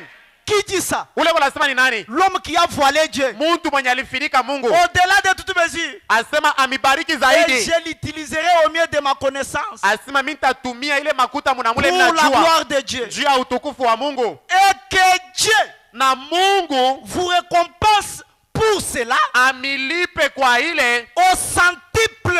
Asema kwa 100 Est-ce que les croyants moja. peuvent dire amen? Amen. Écoutez ce qui suit. Musikile nafuata. Dans ce monde Juu ndani ya hii et dunia dans le monde à venir. amibariki na mwile dunia Est-ce que je itakuja. peux entendre un amen? Amen. Que Dieu vous récompense. Mungu amilipe Dans ce monde muhii dunia et dans ce monde, na muhii Dieu dunia. peut vous donner tout. Mungu anaweza kumipa L'argent vyote. n'est pas un péché. Makuta haina dhambi. Les maisons ne sont pas des péchés. Manyumba haina dhambi. Tout ce dont tu veux, Vyote vile unapenda Dieu peut te le donner. Mungu anaweza kukupa Dans le hivyo. monde à venir, Muile dunia itakuja avec la vie éternelle. na uzima wa C'est milele. ma prière. Njoo maombi yangu ile. Écoutez la bombe maintenant. Musikie sasa kombora. Écoutez maintenant la bombe. Musikie sasa. Que cela Asema ile se transforme ibadilike. en ces briques d'or Ikuye ile matafari ya qui dhahabu. constituent votre glorieuse demeure, Ichue ile tanyenga nyumba qui yenu ne ijayo. périra jamais. Yenye ile Est-ce que haitaoza l'église peut kamwe. dire amen? Amen. Est-ce que l'église peut dire amen? Amen. Applaudissez pour la gloire du Seigneur. Amen. Maintenant, toi, Sasa we tu vas aller habiter où? utaenda kuikala munyumba Toi, kani? tu vas habiter dans quelle We demeure? utekala mu makao kani? Égoïste. Shoyo Tu paka ne we. payes pas la dîme. Aulipake Tu ne chekumi. payes pas les offrandes. Autowake sadaka. Quelles sont les briques qui vont constituer ta maison? Sasa ile matafari ya Ce nyumba n'est yako pas le ita- message. itafika- haina ujumbe hii. Est-ce que ce n'est pas le Hii message? haiko ujumbe. Est-ce que les croyants peuvent dire amen? Amen. Dans ta maison, Munyumba yako ce sont les briques cuites. ni paka matafari ya Dans ta kuivya. maison, Munyumba yako. la maison est faite en chambre. Nyumba yako itakuwa ya Ta nyansha. maison, Nyumba yako elle est faite de quelle manière? itakuwa ya namuna kani? Ta maison, Nyumba yako tu ile n'as rien investi. hauna na kilo naweka. Tu vas aller habiter où? Utaenda kuikala wapi? Depuis que tu es dans le message, Tangia ulijaa tu ujumbe. ne payes jamais la dîme. Aulipake we Tu ne chekumi. payes pas les offrandes. Autowake sadaka. Tes offrandes à toi, Sadaka yako we c'est seulement 1 000 francs, 2 000. ni paka kale ka 1000 francs kakukunja Si manjo je kale pose la unatoa. question ici, Kama mimi nauliza hapa, qui a déjà donné au-delà de 20 000? nani asha kutowaka tu Je ne sadaka ya sais 20,000. pas, je ne sais pas combien de mains vont se lever. Mishijua mikono ngapi Mais itanyanuliwa je ne veux hapa. pas vous scandaliser. Mishipende kumikwazisha. Vous voyez, Munaona nous sommes en train de vous aider tuko na misaidia pour que votre demeure céleste juu ya kwamba makao yako ya soit kumbingu construite ikuwe yenye kujenga de briques en or. na matafari ya Est-ce que les dhahabu. croyants peuvent dire Amen? Amen. Est-ce que les croyants peuvent dire Amen? Amen. Que cela Ya kwamba ile puisse constituer yo itunge les briques d'or matafari ya dhahabu qui vont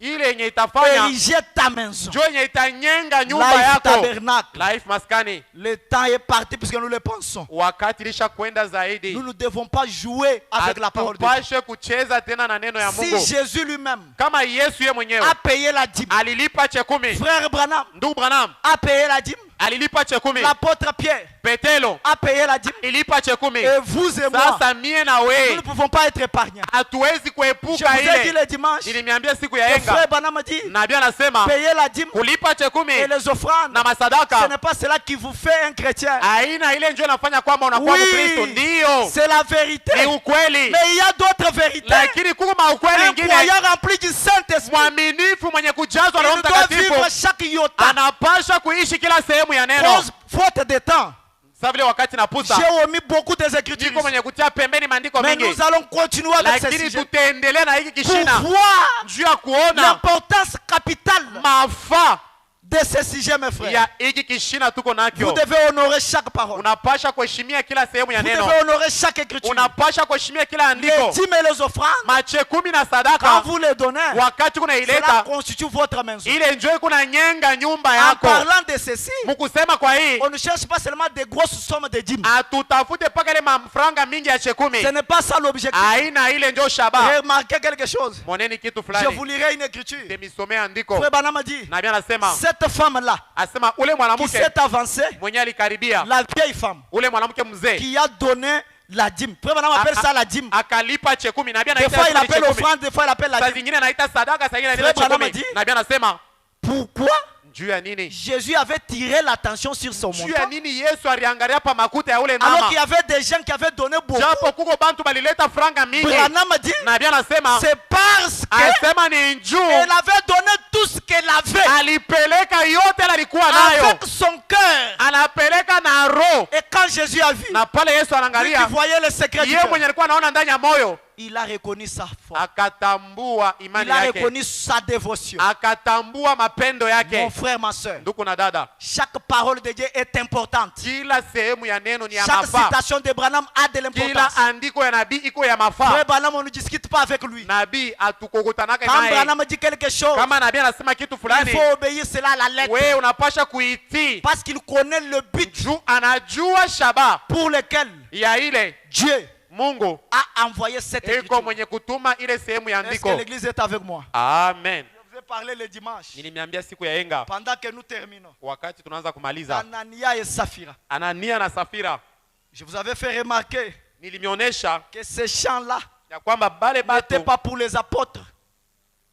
N'étaient pas pour les apôtres. abakukwe tu njuu ya mitume, C'était leur propre chant. ilikuwa ni mashamba yabo, Mais ils lakini n'ont pas obéi bo abakutii au commandement des apôtres. ile makanuni ya wamitume, Ils ont caché une moitié bo d'argent. bakafuchika kipande ya Et l'homme et makuta. la femme étaient morts. Bibi na bwana Pas balikufwa, parce qu'ils avaient volé, hapana njuu mais baliiba, pour leur propre argent. lakini njuu ya makuta Est-ce yabo que vous tu. voyez cela? Unaona ile C'est la Bible. ni Biblia, Mais je ne pense pas. lakini Si shwazie Dieu a tué Anania et kama Saphira Mungu aliua Anania na à Safira cause de l'argent njuu tu ya makuta, et que toi tu entres au na ciel, wewe unaingia kumbingu, sain et sauf, unaingia paka Dieu hivi, doit se repentir. Mungu anapashwa Est-ce que je kutubu. peux entendre un amen? Amen. Ah, celui qui a peur de dire amen, on va lui donner la citation. Ule unaogopa kusema mimi C'est par la foi que Moïse, pendant que nous terminons, na hapa tuko namaliza, c'est par la foi que Moïse ni kupitia imani prêchait le 20 juillet 58 yenye kubiri mwile tarehe au paragraphe 36. 36. Rapidement, bien aimé. Kwa haraka nduku, Elle va être détruite.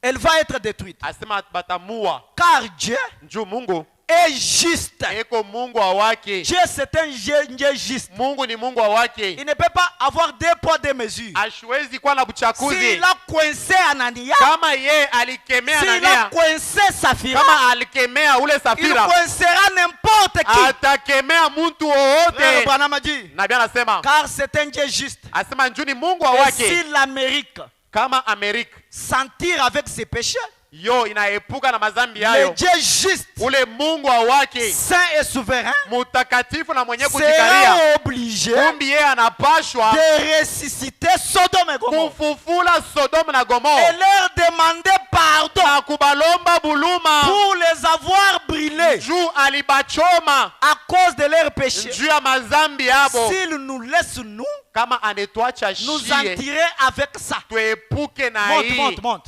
S'il vous accorde d'entrer au ciel, Kama ye anetuichikia tuingie kama Mungu kumbingu, anakuacha unaingie kumbingu, kama Mungu anakuacha unaingia kumbingu kama Mungu anakuacha kuingia kumbingu sur base des œuvres injustes, kufuatana na matendo yako ya mubaya, Dieu, Mungu il aura à ressusciter Anania kumbi et atenda Saphira. kufufula Est-ce que Anania na l'église peut dire Safira. amen? Amen. Est-ce que l'église peut dire amen? Amen. Kama Mungu anakuacha wewe Kama anakuacha tu na ingie ile vile, chakumi yake ile kuna kuria unaingia kumbingu, Mungu wetu ni wa ukweli, atakuwa na obligation ya kulomba Anania na Safira buluma. Amen. Frère, je ne plaisante pas, Haina mizai, niko je nimeambia, vous dis la vérité. niko nimeambia ukweli. Et frère Branham, c'est un prophète infaillible. Na nabii ni nabii mwenye hawezi Il va kuanguka, ressusciter Anania et Safira anapasha kufufula Anania na Safira et leur accorder une autre na opportunité. kuwapatia kote na bahati ingine. Est-ce que l'église peut dire amen? Amen. Leur accorder une autre opportunité. Kuwapatia kote na bahati ingine. Branham dit, Nabii anasema, il le ferait certainement. asema hakika tu Mungu atafanya vile, Mais lakini il est juste. eko Mungu mwenye kwa wake, C'est-à-dire, ni kusema atafanya yo. amen. Ah. Oui, c'est ça que Branham explique. Ndio vile nabii anasema, Kama anamiacha mweye, atakuwa obligé ya kubafufula, kubaacha nabo. Maintenant Branham anasema, nabii anasema lakini anafanya virgule. Anasema, ashitafanya yo. amen. Il est juste. Eko Mungu mwake. Anania Anania a considéré son argent. ye aliangalia tu ni franga Considère yake. ton argent. We egemea makuta yako. Frère Deli, on l'a délégué. Ndugu Deli bali Personne mutuma, ne m'a délégué. hakuna ule aliniambia Vous ni savez ubiri na comment ubiri. notre pasteur prêche le message? Unajua vile pastori yote anakuwa na ubiri Sans ujumbe, compromis. ashikanake Ne na peut ile pas me anaweka déléguer pembeni. pour ça. Mais Lakini je vais sauver votre âme. mimi napenda nikokoa Je vais nafsi sauver yako. votre vie. Mimi napenda Je kuokoa vais maisha sauver yako. votre situation Niko financière. naokoa kazi yako. Amen. Amen. Amen. Amen. Anania a considéré son argent. Anania aliegemea makuta yake, Mais Pierre lakini a Petelo considéré Christ. ye aliegemea. Ce soir, tu es de quel côté? Hii magharibi ko ngambo kani, Mon frère, ma soeur, ndugu na dada, avec nos têtes inclinées, na bichwa vyetu vyenye dans la kunamiza présence du Seigneur. uwepo wa Bwana. Ce soir, Hii tu magharibi es de quel côté? uko ngambo Du kani, côté d'Anania, uko ngambo ya Anania du côté de Saphira, au ngambo ya ou Safira bien du côté de Pierre? au ngambo ya Petelo. Car Anania Juu Anania a considéré son argent, ye aliegemea franga yake. Anania Anania a considéré les bonnes choses. aliegemea vitu Et vizuri, il était égoïste. na alikuwa na Il voulait choyo, tout manger pour lui. alipenda kula vyote Quand juu on veut yake. construire l'église, Kama anapenda kujenga Anania kanisa, regardait son argent. Anania anaangalia makuta Non, mon yake, capital va diminuer. alisema makuta yako Quand on itapunguka. veut payer l'offrande Kama et les unapenda dîmes, kulipa sadaka, Anania ne voulait pas. Anania kupende. Amen. Mais Amen. Dieu Lakini Mungu l'a tué. alimuua. S'il le laisse, Kama namwacha, il te laisse kama toi, nakuacha we, il sera obligé anapashwa de le ressusciter, na de kubafufula leur accorder une na seconde chance. kuwapatia kote na Mais bahati comme ingine. c'est un Dieu juste, Sawa vile ni Mungu il ne muwake, fera jamais cela. hawezi kufanya Mon vile. frère, ma soeur, Ndugu na dada, je vous en supplie ce niko soir, na misi hii avec magharibi l'amour rempli dans mon na cœur. mapendo ya Mungu ndani ya moyo Mon wangu. but ce soir, Shaba yangu hii ce magharibi n'était pas de vous faire du mal, ina njuu ya mais c'était kumikosea, pour vous interpeller ilikuwa ni njuu ya avec kumisaidia le message du temps de la na hii fin. ujumbe wakati wa Que chaque magharibi parole est inspirée. ya kwamba neno Chaque linaongozewa. écriture doit être vécue. Andiko lote linapasha Si kuishiwa. tu connais dans ton cœur Kama unajua ndani ya moyo que tu n'es wako pas en ordre avec ya Dieu, kwamba una musawa na que ton Mungu, argent ne sert pas Dieu, ya kwamba makuta yako haitumikie avancez Mungu, dans la présence de karibia ce soir. uwepo wa Mungu, Implore la miséricorde. omba rehema ya Et Bwana le Seigneur Jésus-Christ, na Bwana Yesu qui est Kristo, le Saint-Esprit, yeye mwenye kuwa Roho peut Mtakatifu, descendre au ciel yeye anaweza kushuka et mbinguni changer ta vie.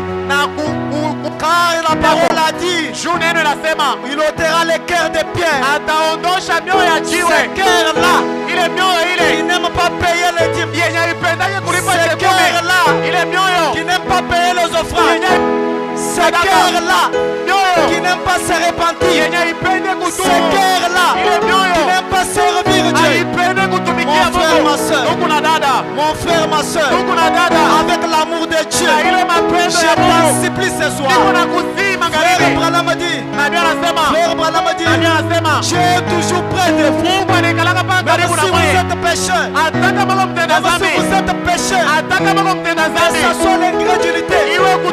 Le Seigneur Jésus-Christ, il est riche à miséricorde. Il y a la grâce pour toi ce soir. Il y a la grâce pour toi ce soir.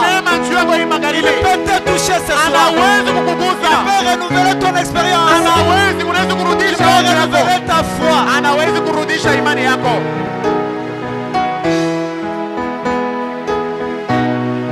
Je t'ai perdu plus loin de toi. Maintenant je reviens. Oui, j'ai perdu ces années. Seigneur,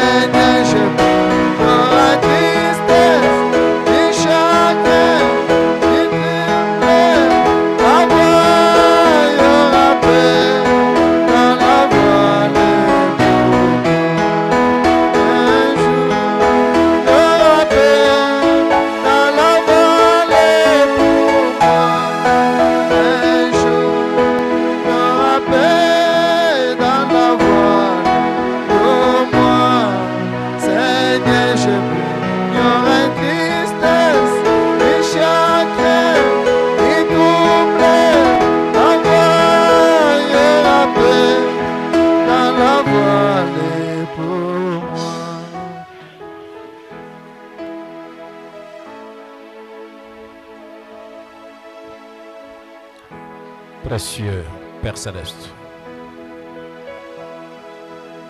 Dieu de toute l'éternité, Dieu qui est sévère envers sa parole, toi qui es strict, toi qui es véridique, toi qui ne plaisantes pas, tu dis la vérité et tu es toujours le Dieu qui honore la vérité. Cet après-midi, c'est avec le cœur tremblant, Seigneur, dans cette atmosphère sacrée, nous nous sentons loin de ce que nous pensions être. Nous nous voyons en deçà, Seigneur notre Père, de ce glorieux privilège que tu accordes à l'épouse. Seigneur, nous venons à toi comme Zachée dans la présence de Jésus. Il se repentit de ce péché. Dieu notre Père, comme Ésaïe dans la vision, il s'est repenti, il a dit, je suis un homme aux lèvres impies. Cet après-midi, c'est ça notre condition spirituelle. Nous nous sentons coupables. Seigneur notre Père, nul n'est au-dessus de ce qui vient d'être prêché. Nul n'est au-dessus de la condamnation apportée par la parole. C'est pourquoi nous venons à toi en réclamant ta miséricorde insondable. Nous venons à toi, Père, en implorant cette miséricorde pour nos pauvres âmes, pécheresses, ingrédiles, douteuses, négligentes envers tes principes, envers ta parole, tes commandements, tes préceptes, tes ordonnances et tes lois. Dieu notre Père, nous avons tous failli devant cette parole et nous venons à toi et nous demandons, Père éternel, que le sang de l'agneau puisse intervenir pour sauver nos âmes, pour nous venir au secours, pour nous expier, Père, et nous pardonner, Père. Dieu notre Père, Dieu notre Roi, si tu es sévère envers cette parole, comme nous venons de l'entendre ce soir, oh Dieu, c'est la miséricorde de Dieu, Père, nous épargner la vie, Seigneur. C'est le sang de l'agneau, Père, nous épargner la vie, Père. C'est pourquoi regarde cette assemblée, oh notre Père, de la tête jusqu'à les derniers membres, Seigneur, au travers de ta miséricorde insondable, et sois, oh notre Père gloire, gracieux envers nos pauvres âmes, Seigneur. En ce soir, tu nous as parlé comme un Père sévère envers sa parole. En ce soir, tu nous as parlé avec amour, comme un mari parlant de gloire au Dieu à son épouse. En ce soir, tu nous as parlé, Seigneur notre Père, ô gloire, manifestant tes attributs pour nous revenir, ô gloire, nous ramener à la raison, Seigneur, nous conscientiser, Seigneur, nous coincer, notre Père de gloire, afin que nous puissions revenir, Seigneur, ô de gloire, dans les bercailles de la parole. Dieu notre Père, ma prière la plus sincère est que laisser cette parole tomber dans une bonne terre et que cela produise au centuple, Seigneur, que ceux qui étaient négligents puissent revenir, ceux qui avaient pris les choses de Dieu avec légèreté, Seigneur, puissent revenir, Seigneur, ceux qui ont volé depuis longtemps, Seigneur, puissent revenir, notre Père de gloire, même les petites négligences que nous avons affichées envers ces commandements sacrés. Dieu notre Père, nous disons, Seigneur, viens-nous au secours, Père, assiste-nous, Père, bénis réellement les vases par lesquels tu nous as parlé. Inspire-lui davantage, afin qu'il soit une grande bénédiction pour le corps de Christ dans le monde entier, Seigneur. Jésus, bénis réellement, Seigneur, sa chère épouse et ses enfants. Bénis Life Tabernacle. Bénis tous les saints qui apprendront, qui écouteront ces messages, de loin ou de près, Seigneur, même après, oh Dieu, que l'onction qui a été sur ton serviteur ce soir, oh Dieu, puisse culpabiliser les âmes, Seigneur, puisse faire ramener les gens auprès de toi, qu'ils regardent, que l'heure est déjà partie, puisque nous les pensions, nous ne devons pas, oh de gloire, nous ne sommes pas censés, Seigneur, être négligents envers ta parole, Père. À toi l'honneur, à toi la gloire, la magnificence, toi qui pardonnes nos iniquités et qui nous guérit de toute maladie. Et la plus grande maladie que nous avons découvert, Seigneur, C'est la maladie du péché. Guéris-nous, Seigneur, de l'incrédulité. Sauve nos pauvres âmes dans cette génération perverse, car nous comptons sur toi, Père. Laisse que ce qui vient d'être dit, entendu, Seigneur, que le Saint-Esprit puisse diriger cela, Seigneur, et que cela produise au centuple, si encore et lentement, Père. Nous comptons sur toi. Bénis ces hommes et ces femmes qui ont été dans ta présence. Oh Dieu, bénis encore les dîmes et les offrandes qui seront prélevées ce soir. Au nom de Jésus-Christ. Amen. Que le Seigneur Jésus-Christ vous bénisse richement pendant qu'on prélève